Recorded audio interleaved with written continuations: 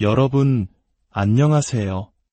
지적인 즐거움을 찾아 떠나는 여정에 함께 오신 것을 환영합니다. 시끄럽고 거침없으며 뻔뻔하고 오만한 태도, 비윤리적이고 기만적이며 교묘하게 남을 조종하고 이기적인 데다 끊임없이 관심을 갈구하는 사람들. 어쩌면 우리 주변에서 이런 사람들을 본 적이 있을 겁니다. 놀랍게도 오늘날 우리 사회는 이런 성향의 사람들이 오히려 더 성공하는 것처럼 보입니다. 정치, 미디어, 금융 등 높은 보상이 따르는 분야에서 그들은 각광받고 심지어 소셜미디어의 발달로 평범한 사람들조차 이러한 행동을 통해 명성이나 이익을 얻기도 합니다.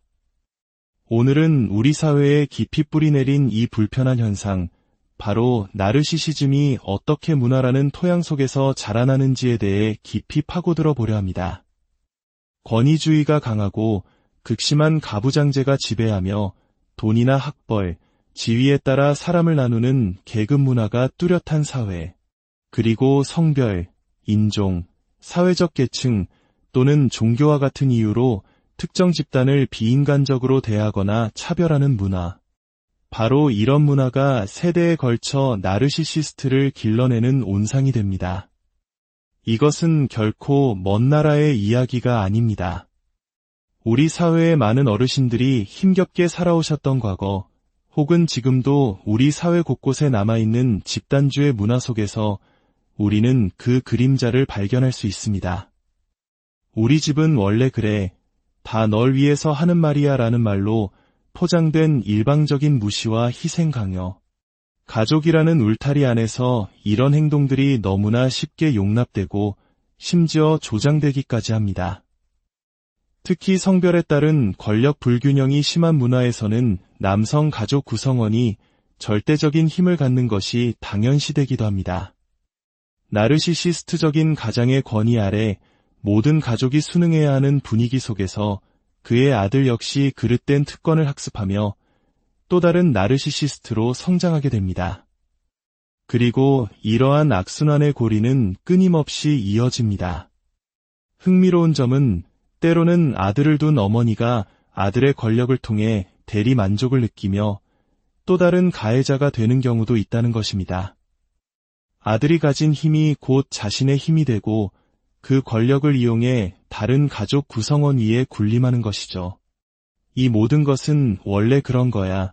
다 널 아끼니까 그러는 거지 라고 말하며 문제의 본질을 외면하는 조력자들이 있기에 가능합니다. 분명히 말하지만 이것은 변명이 될 수 없습니다. 인간성, 공감, 그리고 존중이 모든 사람에게 동등하게 주어지지 않는 사회는 그 시스템 안에서 나르시시스트적인 행동을 키울 뿐만 아니라 결국 문화 전체를 병들게 합니다. 이런 구조를 가진 문화는 장기적으로 경제적, 사회적 안정을 이루기 어렵습니다. 진정으로 건강하고 성공적인 사회를 원한다면 우리는 반드시 이 나르시시즘의 문제를 직시해야 합니다. 가정 안에서 아이들은 사회가 특정 특성, 예를 들어 성별이나 재력에 따라 사람을 어떻게 다르게 대하는지를 보고 배웁니다.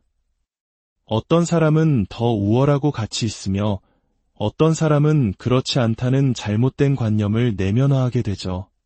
이러한 이데올로기는 나르시시스트들이 자신의 특권의식을 정당화하고 다른 사람들을 괴롭히고 폄하하는 것을 용납하게 만듭니다.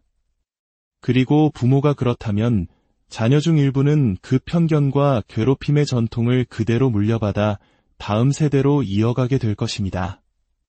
문화적 배경에서 비롯된 나르시시스트들이 가장 까다로운 이유는 그들이 자신의 행동을 문화라는 방패 뒤에 숨기기 때문입니다.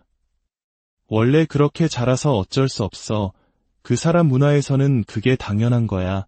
악의는 없을 거야. 와 같은 변명들. 만약 당신이 이런 나르시시스트와 깊은 관계를 맺게 된다면 어느새 당신 스스로가 그들을 위해 이런 변명을 하고 있는 자신을 발견하게 될지도 모릅니다. 직장에서 끔찍한 괴롭힘이 발생했을 때 가해자가 우리 문화에서는 이게 일상적인 소통 방식이다 라고 변명하는 것을 본 적이 있습니다. 하지만 그것은 결코 정당화될 수 없습니다. 다른 사회에 적응하는 법을 배운 사람이라면 타인을 존중하는 법 또한 배울 수 있어야 합니다. 자신의 무례함을 문화 탓으로 돌리는 것은 비겁한 회피일 뿐입니다. 혹자는 이렇게 질문할지도 모릅니다. 요즘 세상에 왜 이렇게 나르시시스트가 많아진 것 같죠? 정말로 나르시시스트의 수가 폭발적으로 증가한 걸까요? 사실 심리학자들 사이에서도 의견이 분분합니다. 어떤 연구는 그렇다고 말하고 다른 연구는 그렇지 않다고 주장합니다. 우리가 무언가를 인식하기 시작하면 확증 편향 때문에 그것이 더 눈에 잘 띄게 되는 심리적 현상도 무시할 수 없습니다. 하지만 많은 전문가들은 한 가지 점에 주목합니다. 바로 과시적 나르시시즘보다는 취약성 나르시시즘이 눈에 띄게 증가하고 있다는 것입니다.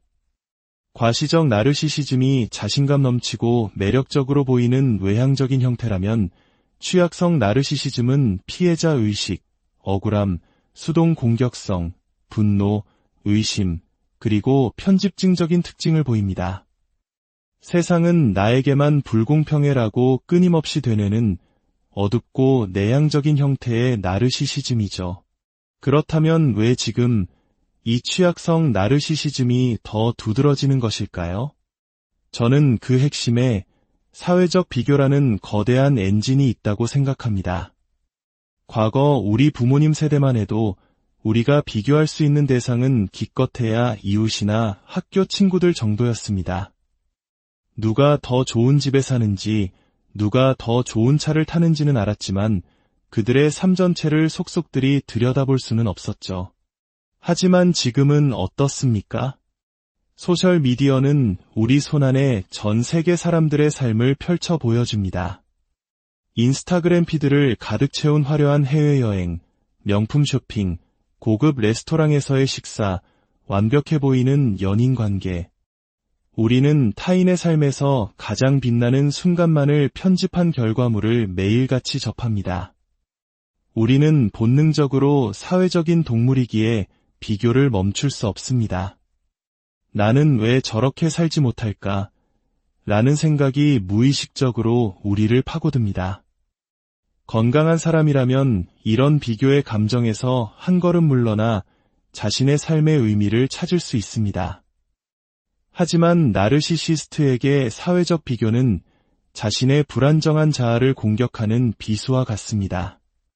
그들의 내면에 잠자고 있던 열등감과 특권의식의 스위치를 켜는 것이죠. 그 결과는 분노와 좌절의 폭발로 나타납니다. 세상이 자신에게 마땅히 주어야 할 것을 주지 않는다는 억울함, 온라인에 떠도는 완벽한 삶과 자신의 초라한 현실 사이의 격차, 이것이 바로 우리가 오늘날 목격하는 이유 없는 분노와 공격성, 그리고 끝없는 자기 연민에 빠진 사람들의 모습의 근원일 수 있습니다. 만약 오늘의 이야기가 여러분의 마음에 와닿는다면 조용히 고통받는 또 다른 누군가를 위한 작은 지지가 될 수 있도록 이 영상을 공유해주세요. 여러분의 좋아요와 구독은 저희가 더 깊이 있는 이야기를 만드는 데 큰 힘이 됩니다. 여러분의 선한 영향력이 더 나은 세상을 만드는 데 기여할 수 있습니다. 이러한 사회적 분위기 속에서 우리는 또 다른 함정에 빠지기 쉽습니다. 바로 강요된 친절이라는 덫입니다. 누군가가 명백히 잘못된 행동을 했을 때 그것을 지적하는 사람에게 그냥 좋게 넘어가자 친절하게 대할 수는 없을까? 라고 말하는 목소리들 말입니다. 저는 진정한 친절의 힘을 믿습니다.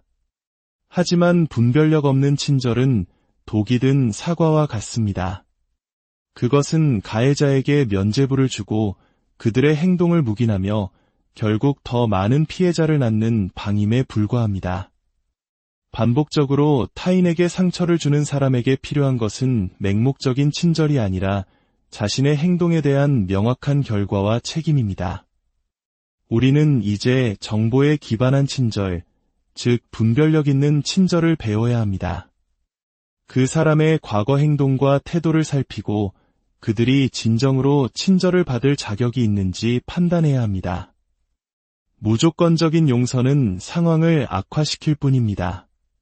그리고 지금부터는 나르시시스트적인 관계에서 깊은 상처를 입은 분들께 드리고 싶은 이야기입니다. 어렵게 자신의 경험을 털어놓았을 때 너도 문제가 있었겠지. 관계는 양쪽 다 책임이 있는 거야 라는 말을 들어본 적 있으신가요? 혹은 자신의 트라우마에 대해 이야기했다는 이유로 자기 연민에 빠져 배꼽만 쳐다보는 불평쟁이라는 취급을 받아본 적은 없으신가요? 우리 사회는 명확한 진단명이 있는 우울증이나 조울증 같은 깔끔한 정신건강 문제에 대해서는 관대하지만 타인의 학대적인 행동으로 인해 발생하는 관계적 트라우마에 대해서는 불편해하고 외면하려는 경향이 있습니다. 가해자를 지목해야 하는 복잡한 이야기는 듣고 싶어 하지 않는 것이죠. 그 결과 피해자들은 이중의 고통을 겪습니다. 관계 안에서의 고통, 그리고 그 고통을 세상으로부터 인정받지 못하는 고립감, 당신이 겪은 배신감, 무시, 비난, 현실 부정의 경험은 결코 사소한 것이 아닙니다. 그것은 당신의 영혼에 깊은 상처를 남기는 명백한 트라우마입니다. 당신의 아픔을 이해하지 못하고 비난하는 사람들이 있다면 그것은 당신의 경험이 중요하지 않아서가 아닙니다. 그저 그들에게 당신의 고통을 이해할 공감 능력이나 그릇이 부족하기 때문입니다. 기억하십시오. 절대로 당신의 잘못이 아닙니다. 상처받은 당신이 새로운 관계를 맺는 것은 매우 어려운 일일 수 있습니다. 지나치게 마음을 열었다가 상처받고 다시는 마음을 열지 않겠다고 다짐하는 과정을 반복할 수도 있습니다. 하지만 세상 모든 사람이 당신에게 상처를 주려는 것은 아닙니다. 중요한 것은 당신의 모든 모습을 보여줄 자격이 있는 사람과 그렇지 않은 사람을 구별하는 법을 배우는 것입니다. 당신의 아픔을 존중하고 당신의 이야기를 진심으로 들어줄 수 있는 안전한 사람들을 찾는 것. 그 과정은 더딜 수 있지만 당신의 온전한 자신을 되찾기 위한 가장 중요한 여정입니다. 당신의 모든 것을 보여주는 것은 당신의 선택입니다. 그리고 어떤 사람들은 당신의 그 소중한 모습을 볼 자격이 없습니다. 그것을 깨닫는 것은 그들의 손해일 뿐 당신의 가치가 훼손되는 것은 결코 아닙니다. 당신은 그 자체로 소중하고 가치 있는 존재입니다. 오늘 이야기가 여러분 각자의 삶을 성찰하고 더 건강한 인간관계를 만들어 나가는데 작은 등불이 되기를 바랍니다.